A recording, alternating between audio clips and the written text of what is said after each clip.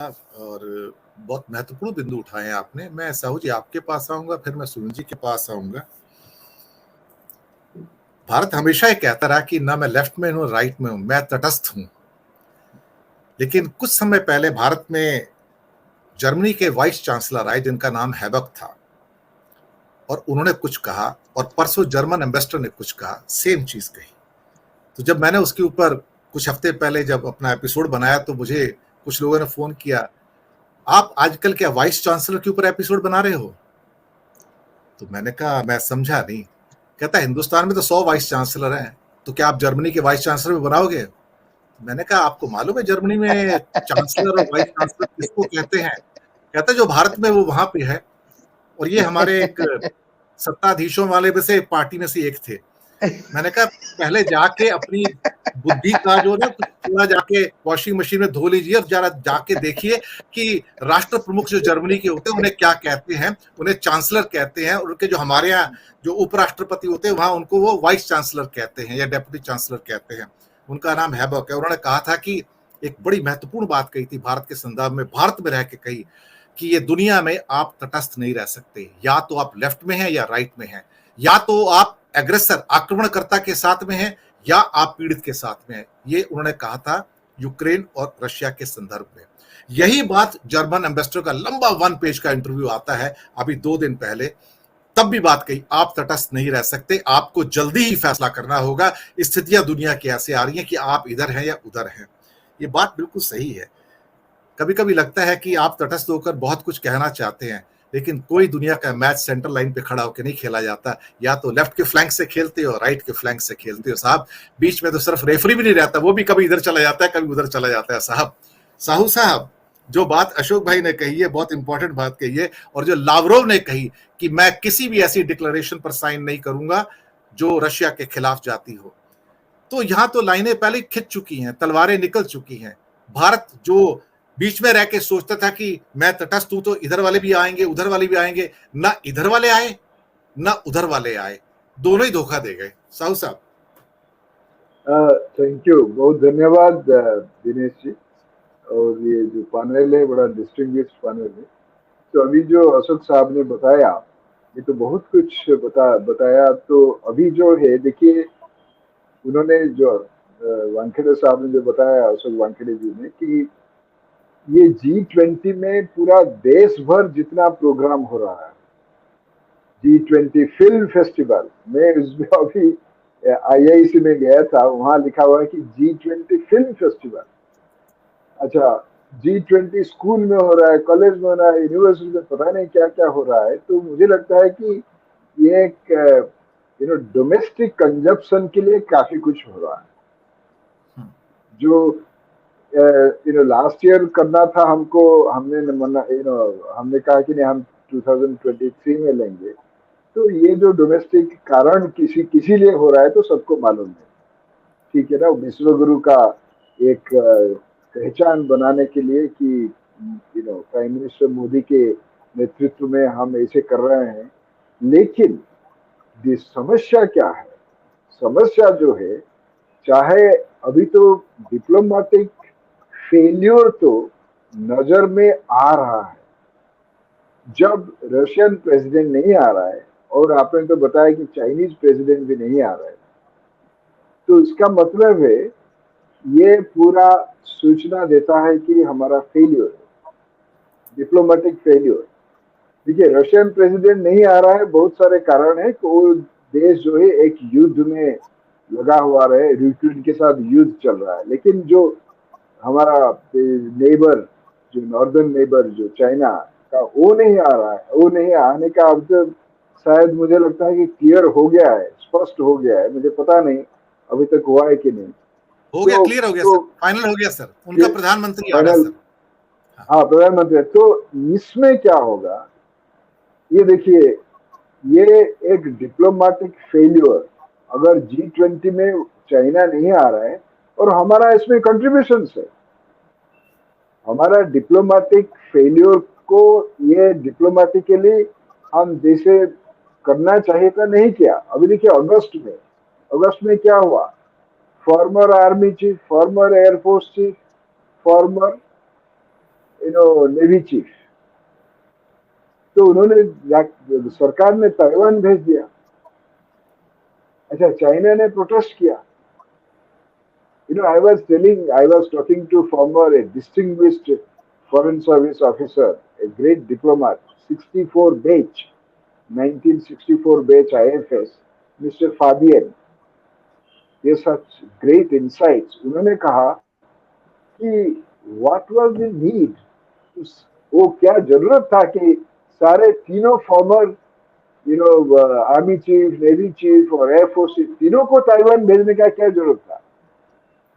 तो इसमें ताइवान जो है इतना सेंसिटिव है चाइना के लिए, तो चाइना इसमें बहुत नाराज हो गए। अगर उन्होंने वहां डिप्लोमेटिकली अगर भेजना था तो एक को भेजना था, बाद में देखा जाएगा।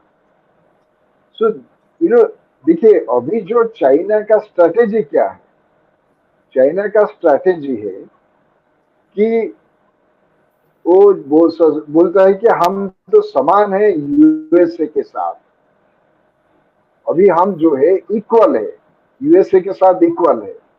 सो therefore not China, not India, but China is equal to USA. तो हम जहां भी जाएंगे हमारा दबदबा रहेगा।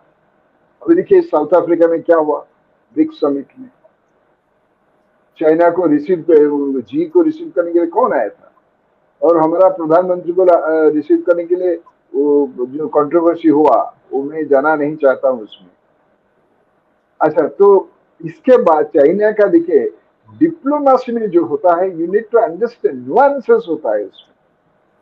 देखिए चाइना बोल रहा है कि हम तो इक्वल है विद अमेरिका, और उनका ये भी मैसेज आ रहा है कि बहुत से जल्दी हम चाइना को भी पूरा एक्सीड कर लेंगे इकोनॉमिक क्षेत्र में, सामरिक क्षेत्र में, मिलिट्री क्षेत्र में, सब कुछ।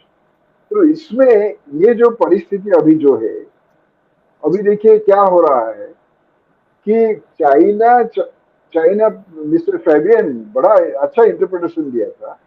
मिस्टर फैबियन जो डिस्टिंग्विश्ड डिप्लोमेट, एशियन सेंचुरी व एशियन एवेकनिंग जो हो रहा है, चाइना क्लियर मैसेज देना चाहता है कि ये हम लीड कर रहे हैं, China is leading not India. अच्छा, जब Jawaharlal Nehru Asian relations conference 47 में 49 में किए थे, उसमें भी चाइना आया था। अच्छा, उस वक्त भी एशियन रिलेशंस कॉन्फ्रेंस जो नेहरू ने किया था बड़ा सक्सेसफुल कॉन्फ्रेंस था, क्योंकि सारे जो कॉलोनियल रूल में जो थे, विदेशी रूल में जो थे, वो सारे देश आए थे, उसमें ऑस्ट्रेलिया भी आया था। वो बड़ा सक्सेसफुल कॉन्फ्रेंस था। उस कॉन्फ्रेंस में इतिहास में अगर जाएंगे, चाइना का बिहेवियर बड़ा अजीब था। जब हम उस वक्त चाइना का सपोर्ट कर रहे थे, हम चाहते कि चाइना यूएन का मेंबर्स, यूएन में पहले तो इवन चाइना मेंबरशिप लेने के लिए तो यूएन ने मना कर रहा था, लेकिन हम सपोर्ट किए। तो उस वक्त भी चाइना एक डोमिनेशन था, तो वो डोमिनेशन अभी स्वाभाविक से वो ज्यादा दिखा रहे हैं। और अभी जो है G20 में ये डिप्लोमेटिक फेलियर जो मैं बता रहा हूँ यूक्रेन के इशू पर, यूक्रेन जो है इतना बड़ा एक क्लाउड बन गया है, क्लाउड जो है बादल, वो बादल से तो आपको लाइटनिंग ही आएगा, जबरदस्त लाइटनिंग, बिजली ऐसा होगा तो पता नहीं किसको वो लाइटनिंग मारेगा। तो अभी देखिए रशिया तो बोल दिया है कि किसी भी परिस्थिति में भी यूक्रेन के ऊपर अगर रशिया को कंडेम करके कुछ आएगा तो दे विल अपोज इट, लेकिन चाइना विल अपोज इट। तो ये इस परिस्थिति में जब यूक्रेन एक जैसे बादल होके आ रहा है, लाइटनिंग जबरदस्त आएगा, सिर्फ लाइटनिंग नहीं, थंडर भी आएगा, वो थंडर पूरा ध्वस्त कर देगा। सो ये इस परिस्थिति में मुझे लग रहा है कि इंडिया का जो इमेज जो है उसके ऊपर बड़ा आंच आएगा, उसका इमेज जो है, हमारा भारत का जो छवि है, क्योंकि हमारा भी छवि, हमारा भी एक इकोनॉमी है। अभी हम चांद पे, साउथ पोल पे भी हमारा चंद्रयान डाल दिया है, हमें भेज दिया है। और अभी हमारा फर्स्ट जो क्वार्टर में जीडीपी ग्रोथ 7 पॉइंट है। ये तो बड़ा ये तो जरूर प्राइम मिनिस्टर मोदी बोलेंगे देखिए हमारा इकोनॉमी कितना रेजिलियंट है। अच्छा, तो ये जो अभी G20 का हो रहा है तो इकोनॉमी, हेल्थ, बहुत सारे इश्यूज है। और आपने जी जो बोला, जिस माइंडसेट में भारत के अंदर अभी बोल रहे हैं, कोई टीचर बोल रहा है इसको मारो एक लड़के को उनका क्लासरूम में, ये तो पूरा दुनिया भर ये स्प्रेड हो गया है। और अभी कर्नाटक में एक टीचर ने बोला है कि पाकिस्तान चले जाओ, किसी को बोला है। तो ये जो माइंडसेट में और जेनोसाइड का कॉल भी आ रहा है अंदर, तो फिर इंडिया का जो इमेज है कैसे होगा? अगर वसुधैव कुटुंबकम लिख दिया, चाइना ही अपोज कर रहा है, वन फैमिली वन वर्ल्ड वगैरह वगैरह, लेकिन अंदर क्या हो रहा है? वन फैमिली जो है, किसी को बुलडोजर चला रहे हैं। अभी न्यू जी में सर। क्या हुआ, मणिपुर भी अभी तक ठीक नहीं कर रहे हैं ये लोग। सो मैसेज जा रहा है क्या? मणिपुर जी अगर यूरोपियन पार्लियामेंट में डिस्कस हो रहा है तो G20 में जो आ रहा है उनको पता नहीं है क्या क्या हो रहा है। जी सर। तो ये बड़ा हमारा डिप्लोमेसी, हमारा इमेज के लिए ये बहुत खराब हो रहा है। मुझे बड़ा जी दुख रहा है एज एन इंडियन। ये देखिए, नाम समिट में यहाँ भी हुआ था ना, जी सर। उस वक्त कैसा था? एंड नाम was described in the greatest peace movement in history of the world. जी सर। सो अभी पीस कहाँ है? वन फैमिली वन करेंगे, लेकिन ये जो भेदभाव अंदर ही हो रहा है, तो बराक ओबामा ने खुद लिख दिया, इंडिया विल फॉल अपार्ट।